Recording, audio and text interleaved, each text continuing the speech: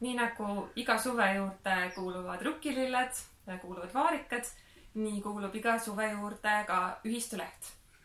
Ja soovingi teile täna rääkida uuest ühistulehest. Et teemad on siin tõsised, aga ühistulehe puhul ongi alati tegelikult see hea asi, et on tõsised teemad, sellepärast, et kui me vaatame üldiselt meie meediamaastikku, siis on see peaasjalikult meelelahutuslik. Et räägitakse sellest, et kes kellega, kus, mida ja mis nurga peal tegi, aga see pole ju tegelikult üldse oluline. Et olulised on ju need asjad, mis on päriselt probleemid. Ja samuti ma tahaks öelda seda, et tõsine ei tähenda negatiivne, et mõned inimesed nagu ütlevad, et miks sa näiteks oled nii negatiivne, et kui sa räägid mingist tõsisest asjast, siis öeldakse, et miks sa nii negatiivne oled. Aga samas, kui see tõsine asi, kui see on nagu päriselt probleem, nagu siis tulebki ju sellest rääkida, et nagu tõsine ei tähenda negatiivne. Nii, aga siin on üks esimesi lugusid, mis jäi silma, on siis selline, et puukfirmad viivad ära meie raha. No me kõik teame, kes on puugid ja mida nad teevad. Ja teame ka seda, kes on puuküürnikud, et puuküürnik on näiteks siis see, kes elab omaniku kulul majas ja kasutab teenuseid ja elab kellegi teise kulul, siis oma kaasinimese kulul.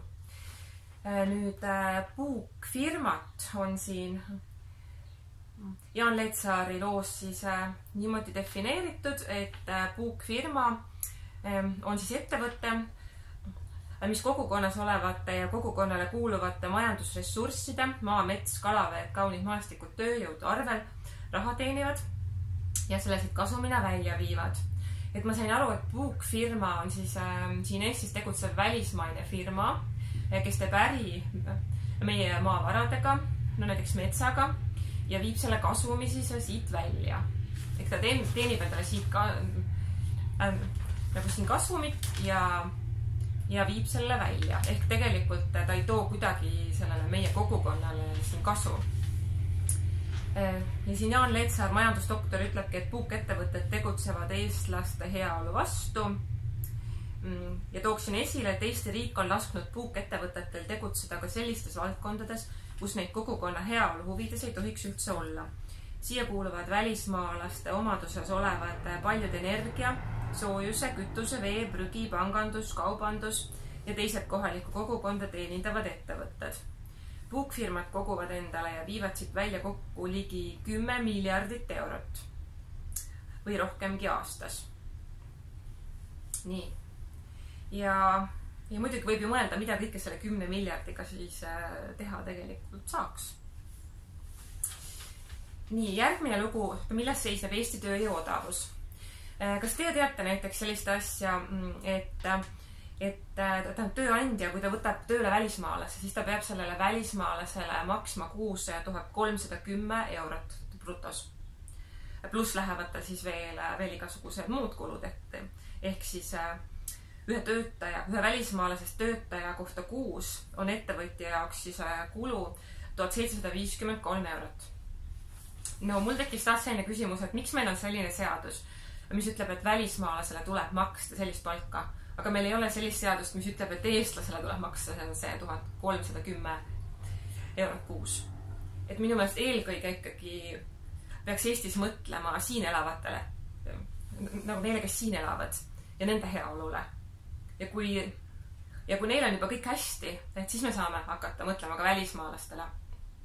Aga siin on jah, tõepoolest muidugi see probleem, et eestlased ei taha enam ise teatud töid teha ja seetõttu meil on vajadus välismaalasest töötajate nagu järele. Ja siin muidugi ongi see probleem minu meelest, et ei peaks pelgama teatud töid või arvama, et teatud tööd on nüüd paremad kui teised. Et ei ole, et iga töö on tegelikult vajalik. Ja kui eestlased ise nagu neid töid enam ei taha teha, et siis on see nagu mingis mõttes paratamatu, et see ettevõtte peab lihtsalt võtma siia mõne välismaalase, kes selle töö siis ära teeb. Nii, siin on palju lugusid Eesti ühistegevuse liidust, kuna maikuu viimasel päeval toimus ümarlaud Kursijahilassis. Siin on kirjas ka mõned mõtted, mis seal siis arutati. Üks näiteks, mis jäi mulle väga meelde, on see, et alternatiiv on olemas. ehk siis see, mida meile praegu pidevalt räägitakse igal pool meedias, et see viis, kuidas me siin elame, et see oleks justkui paratamatu, et me peame neid laenusid võtma, me ei saa oma majandust üles ehitada, et see tegelikult, see ei ole paratamatu, tegelikult on ka teisi võimalusi. Ja siin on hästi öeldud, et meil tuleb vale Eesti türannia kõrvale heita, alternatiiv tõe Eesti ülesehitamiseks on olemas, käärigem siis käised ülesse ja asugem tööle kallale. Keegi teine meie eest seda tegema ei hakka. Nii, Eesti Ühistegevuse Liidul on oma väga kena koduleht, kus kindlasti huvilised saavad siis infot. Aga nagu mina olen aru saanud, siis Eesti Ühistegevuse Liidu eesmärgiks on iseseisev Eesti. Iseseisev siis võlavaba. Ja mõte siis on selles, et me ikkagi siin Eestis julgeksime ise mõelda, mida me tahame. Ja julgeksime seda ka teha, mida me tahame. Et mitte siis nagu järgides seda, mida keegi meile ütleb. Et me peame siin oma maal ikkagi selgusele jõudma selles, mida me ise tahame. Ja Ühistegevuse Liidul siis, jah, nagu ma mainisin, siin on mitmeid lugusid. Ja üks oluline põhimõte veel selle,